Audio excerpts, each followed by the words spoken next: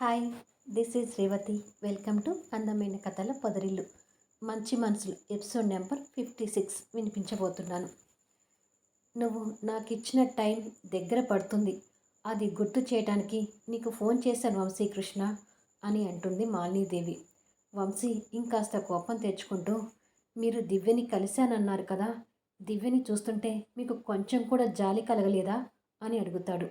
మాలినీదేవి కూతురు ఫోటో వైపు చూస్తూ, నా కూతుర్ని పెళ్లి చేసుకోమని నేను రిక్వెస్ట్ చేసినప్పుడు తన మీద నీకు జాలి కలిగిందా వంశీకృష్ణ అని ఎదురు ప్రశ్నిస్తుంది.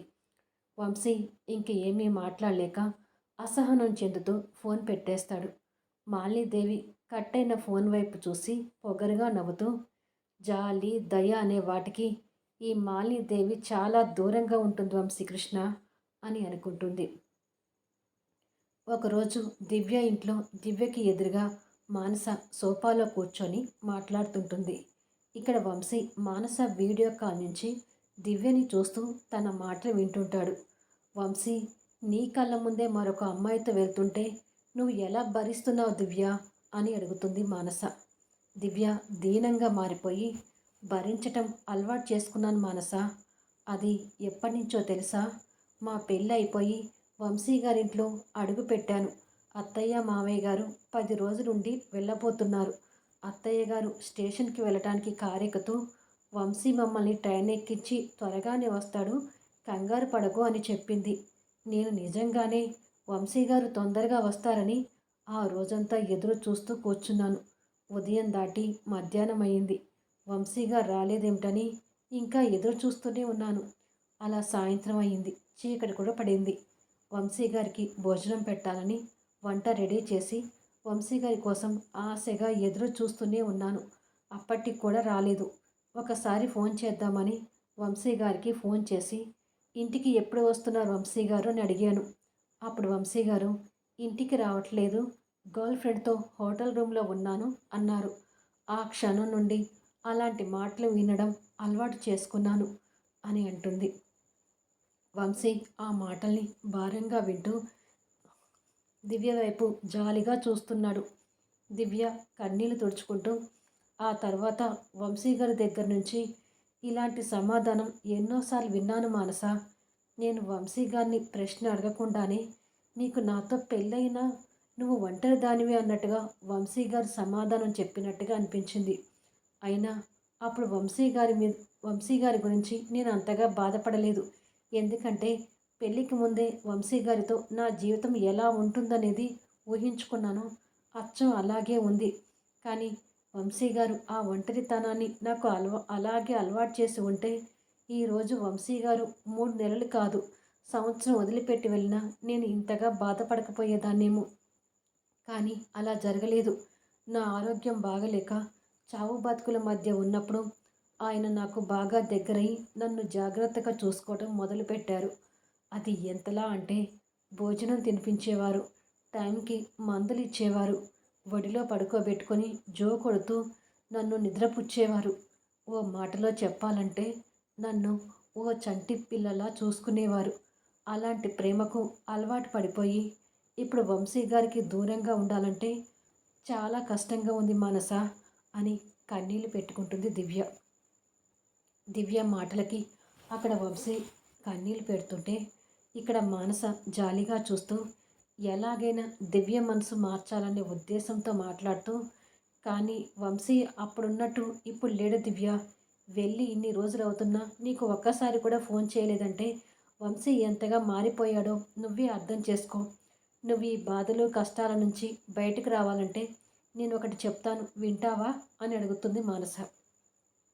దివ్య కన్నీళ్ళు తుడుచుకుంటూ, ఏంటి మానస అది అని అడుగుతుంది. మానస కాస్త ఇబ్బందిగానే మాటలు కలుపుతూ, నువ్వు వంశీని వదిలేసి వేరే వ్యక్తిని పెళ్లి చేసుకో అని అంటుంది. ఆ మాటలకు దివ్య నిర్ఘాంతపోతూ సోఫాలో నుంచి లేచి, ఏం మాట్లాడుతున్నావు మానస? అసలు నువ్వు మాట్లాడేదానికి అర్థం ఉందా అని అడుగుతుంది కోపంగా. మానస కూడా సోఫాల నుంచి లేచి, ఎందుకు అర్థం లేదు? అర్థం ఉండే మాట్లాడుతున్నాను. ఏ ఆడదైనా పెళ్లి గురించి ఎన్నో కలలు కంటుంది. నువ్వు కూడా భర్త, పిల్లలు, సంసారం ఇలా కలలు కనే ఉంటావు కదా. కానీ నీ జీవితంలో భర్త తప్ప మరేదీ లేదు. ఎన్ ఎన్నాళ్ళు ఇలా నీ కోరికలను చంపుకుంటూ మూడు బారిన బతుకుతావు? నీకంటూ ఒక సంతోషం, సుఖం అవసరం లేదా? వంశీ నిన్ను పట్టించుకున్నప్పుడు నువ్వు వంశీని నమ్ముకొని ఎందుకుండాలి?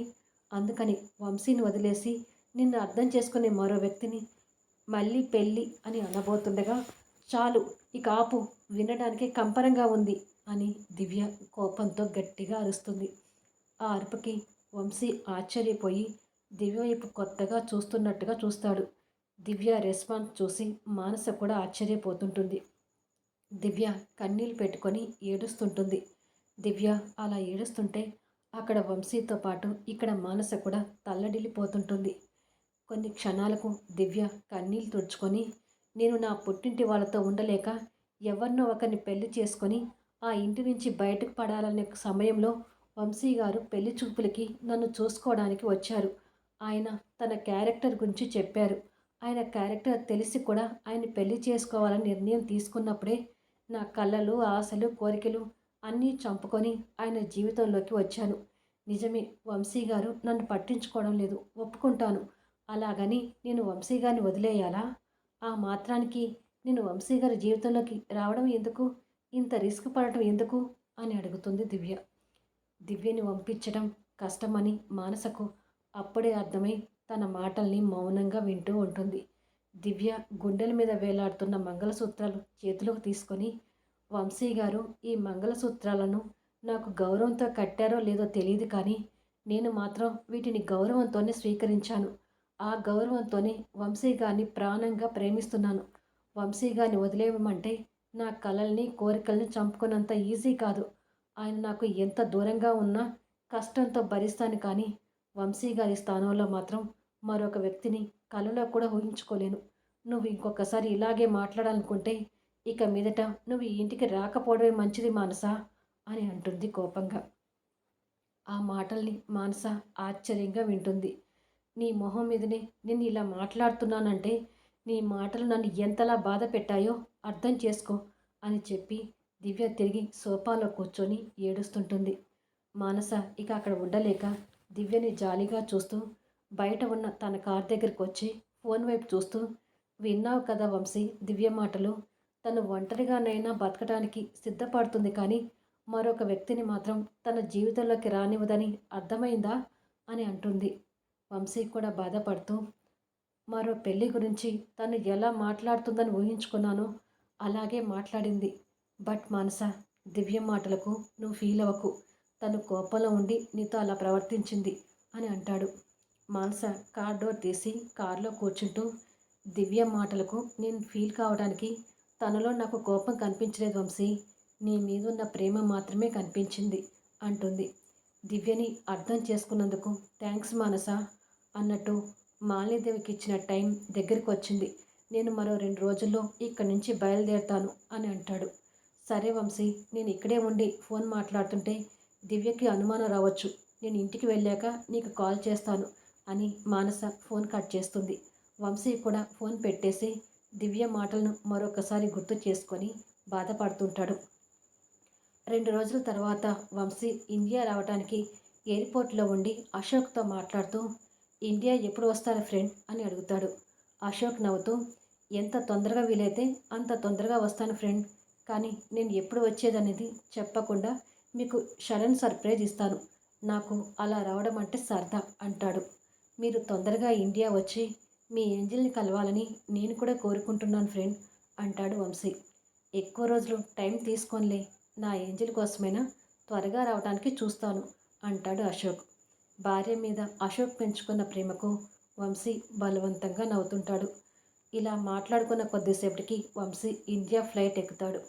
ప్రయాణం తర్వాత వంశీ ఇండియా వచ్చి డైరెక్ట్గా ఆఫీస్కి చేరుకొని క్యాబిన్లోకి రాగానే అక్కడ మాలినీదేవి కూర్చొని ఉంటుంది. వంశీ తనను చూసి కొద్దిపాటి షాక్ అవుతాడు. మాలినీదేవి వంశీని చూసి, నీకోసం ఎదురు చూస్తున్నాను వంశీకృష్ణ, రా కూర్చో అని అంటుంది. వంశీ తన వైపు కోపంగా చూస్తూ చైర్లోకి వచ్చి కూర్చొని, ఎందుకు ఇక్కడికి వచ్చారు అని అడుగుతాడు. ఈ రోజుతో నువ్వు నాకు ఇచ్చిన టైం పూర్తవుతుంది. ఈ 6 నెలల్లో దివ్య మనసుని ఎంతగా మార్చావో నాకు తెలియదు కానీ నేను మాత్రం లాయర్తో మీ విడాకుల పేపర్స్ రెడీ చేయించి తీసుకొచ్చాను. ఈ పేపర్స్ మీద నువ్వు దివ్యతో సైన్ పెట్టిస్తే నేను అనుకున్న పని పూర్తవుతుంది. ఈ పేపర్స్ తీసుకో అని చెప్పి ఆ పేపర్స్ని వంశీ ముందు పెడుతుంది. వంశీ ఆ పేపర్స్ చూసి కంగారు పడుతూ, ఒక ఆడదాని బాధ మరొక ఆడదానికి అర్థం అవుతుందంటారు. మీకు దివ్య బాధ ఎందుకు అర్థం కావట్లేదో తెలియడం లేదు అని అంటాడు. మాలినీదేవి వంశీ వైపు కోపంగా చూస్తూ, ఈ మాటలు చెప్పడానికేనా నన్ను 6 నెలలు వెయిట్ చేయించింది అని చైర్లో నుంచి లేస్తూ, చూడు వంశీకృష్ణ, ఇలాంటి మాటలు నువ్వు ఎన్ని మాట్లాడినా నా మనసు మారదని గుర్తుపెట్టుకో. నువ్వు నా కూతురి ప్రేమను కాదనుకో, నువ్వు దివ్య ప్రేమకు దూరం అవ్వాలి. అది ఖచ్చితంగా జరిగి తీరాల్సిందే. అప్పటి వరకు ఈ మాలినీదేవి నీ మీద నిప్పులు చెరుగుతూనే ఉంటుంది. రేపటిలోగా దివ్యతో ఈ పేపర్స్ మీద సైన్ పెట్టించుకొని తీసుకొని రా. లేకపోతే ఏం జరుగుతుందనేది నేను నీకు చెప్పాల్సిన అవసరం లేదనుకుంటా. నీ డివోర్స్ పేపర్స్ కోసం ఎదురు చూస్తుంటాను అని అక్కడి నుంచి వెళ్ళిపోతుంది. వంశీ కోపంగా చెయ్యిని టేబుల్కి కొట్టుకుంటూ, గుండెను రాయిలా మార్చుకునే మనిషిని ఇప్పుడే చూస్తున్నాను అని అనుకొని పేపర్స్ని చేతిలోకి తీసుకొని దివ్య గురించి ఆలోచిస్తూ, 6 నెలలు టైం తీసుకున్న దివ్య మనసుని ఏమాత్రం మార్చలేకపోయాను. ఇంతకుముందు దివ్యని ఎప్పుడెప్పుడు చూద్దామా అనిపించేది. ఇప్పుడు దివ్యకి ఎదురుగా వెళ్ళాలంటే భయంగా ఉంది. తను ఈ పరిస్థితిని ఎలా తట్టుకుంటుందో అర్థం కావట్లేదు. ఇప్పుడు నేను దివ్య దగ్గరికి వెళ్తే నన్ను చూసిన సంతోషంలో నా దగ్గరికి ఆశగా పరిగెత్తుకుంటూ వస్తుంది. అలా వచ్చిన దివ్యని ఈ డివోర్స్ పేపర్స్ మీద సైన్ చేయమని ఎలా అడగను అనుకుంటూ సాయంత్రం వరకు అలాగే ఆలోచించుకుంటూ కూర్చొని గుండెని రాయి చేసుకుంటూ పేపర్స్ తీసుకొని దివ్య దగ్గరికి బయలుదేరుతాడు. మరికొద్దిసేపటికి వంశీ దివ్య ఇంటి ముందు కారు ఆపి డివోర్స్ పేపర్స్ చేతిలో పట్టుకొని అతి కష్టం మీద లోపలికి వెళ్తుంటాడు. ఇది ఫ్రెండ్స్ ఈ ఎపిసోడ్. దివ్య పేపర్స్ మీద సైన్ చేస్తుందో లేదో గెస్ చేసి మీ కామెంట్స్లో తెలపండి.